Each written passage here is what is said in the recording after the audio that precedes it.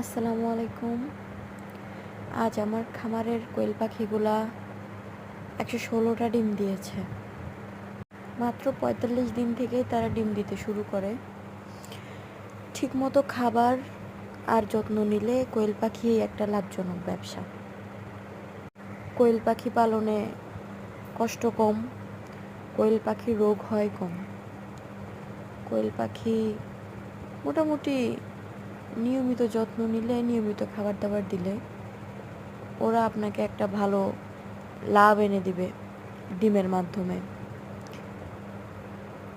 আর বেশিরভাগ পুরুষ কোয়েল পাখিগুলা অনেক একটু ওজন বেশি হয়, ওইগুলো আবার মাংস হিসাবেও আপনি সেল করে দিতে পারেন।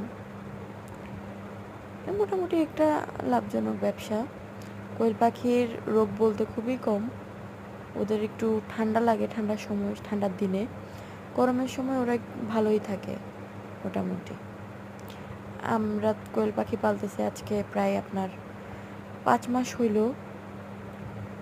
তো ৫ মাসের অভিজ্ঞতা থেকে এটা বুঝতে পারলাম আর কি। নিয়মিত আপডেট পাইতে হলে আমাদের চ্যানেলটাকে একটু সাবস্ক্রাইব করে রাখবেন।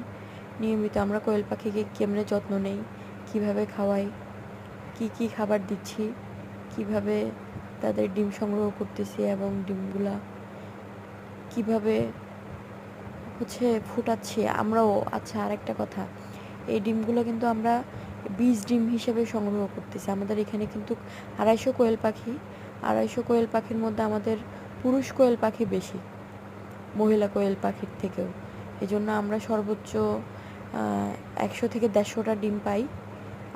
আরগুলো সব পুরুষ। এখন পুরুষ আমরা বেশি পালতেছি কারণ আমাদের বীজ ডিমের প্রয়োজন। আমরা ডিমগুলো ফুটাবো, আমরা পাখি বাড়াবো, এই কারণে। আমার চ্যানেলটা সাবস্ক্রাইব করে আমাদের পাশে